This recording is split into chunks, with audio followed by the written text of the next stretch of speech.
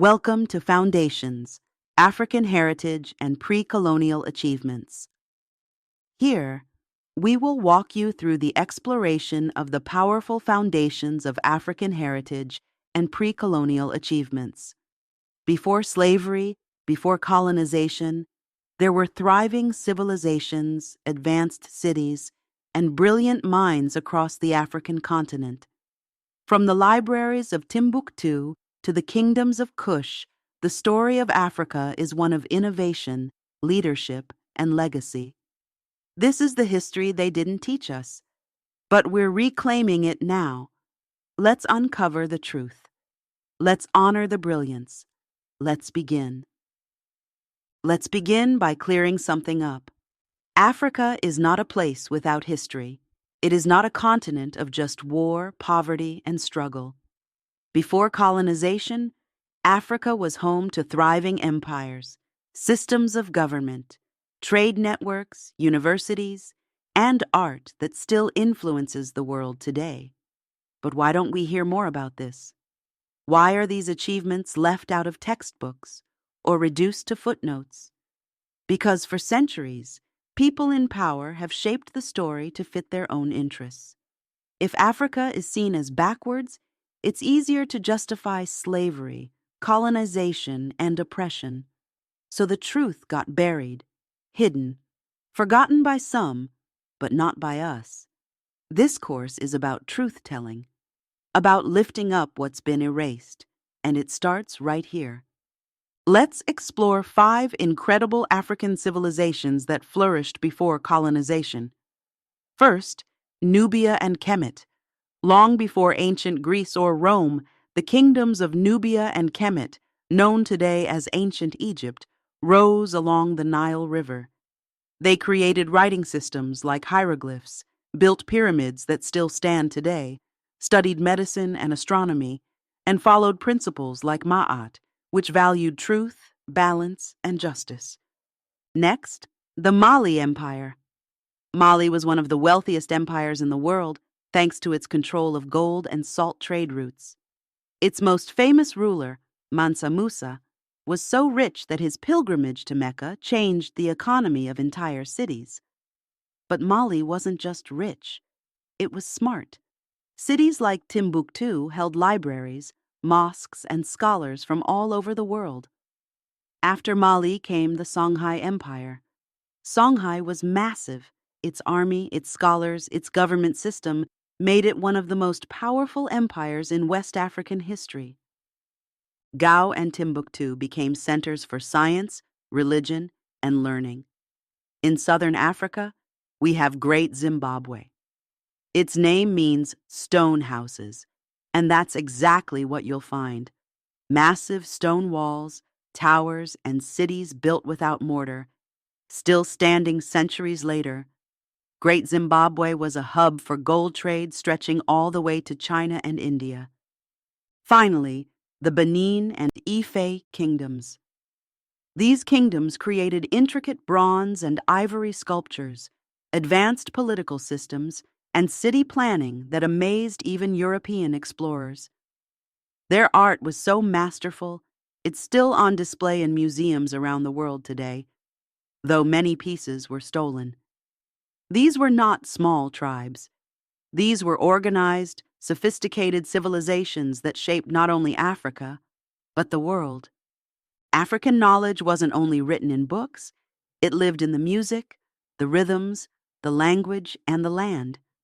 Africans studied the stars, practiced medicine, mastered metallurgy, and developed farming techniques that sustained millions.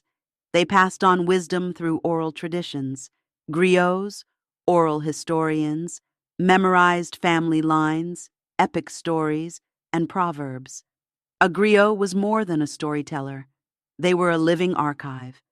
And African art wasn't just decoration.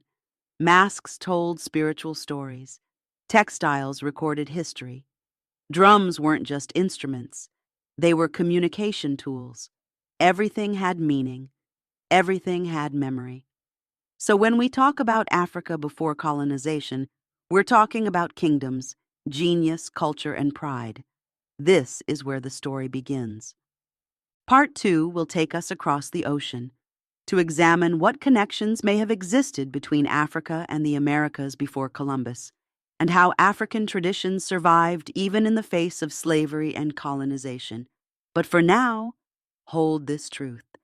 You come from greatness. Did Africans reach the Americas before Columbus? Some historians and researchers believe they did. In the book, They Came Before Columbus, Ivan van Sertima presents archaeological, botanical, and cultural evidence that West Africans may have sailed across the Atlantic hundreds of years before 1492. He points to ship technology, ocean currents, shared crops, and especially art.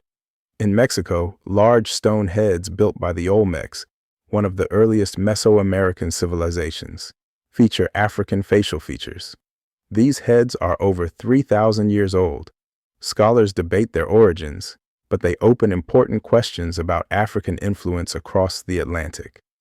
There's also the story of Abubakari II, a Malian emperor who, according to West African oral tradition, gave up his throne to explore the Western Ocean with hundreds of ships.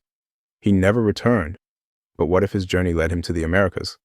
Though many mainstream historians reject this theory, we ask students not just to accept or deny, but to explore, to question, and to imagine what it would mean if African presence in the Americas was proven.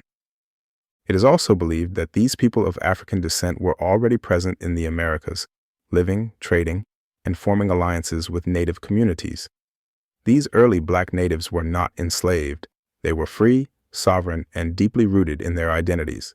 Together with native tribes like the Creek, Seminole, and Cherokee, African-descended people fought against colonial expansion, slave catchers, and unjust laws. The Black Seminoles, for example, became known for their fierce resistance during the Seminole Wars, defending their land and freedom with strategy and strength. But their story isn't only about battle, it's about culture. From food and farming to language, clothing, and music, African and native traditions blended to create something entirely new. This cultural exchange gave rise to rich, unique communities that still influence American history today. Their legacy lives on in the stories, practices, and people who carry both heritages with pride. Even if Africans didn't arrive in the Americas before Columbus, we know what happened next. Millions of Africans were brought across the Atlantic through the transatlantic slave trade. They were enslaved, separated from their families, stripped of their names and languages. But they never lost everything. They carried knowledge, culture, music, food, and stories. And even under oppression, those traditions found ways to survive. We see it in the ring shouts of the Gullah people, in the rhythms of samba, cumbia, and blues, in call and response church services, in Black hairstyles, cuisine, quilting, and spirituality. Africans rebuilt community in unfamiliar soil and resisted cultural erasure through everyday acts of memory. But they also faced centuries of enforced silence. Colonizers and slaveholders worked to erase African memory. And that's why we study this history, because truth is healing. When we understand that African civilizations were advanced, that African people were more than enslaved laborers, that African influence touches every continent, we reclaim our story. African history isn't just about struggle. It's about strength, genius, connection. So as we close, remember, you don't come from nothing. You come from astronomers and architects, from ocean navigators and orators, from freedom fighters and storytellers. This is your history, and now it's your turn to carry it forward.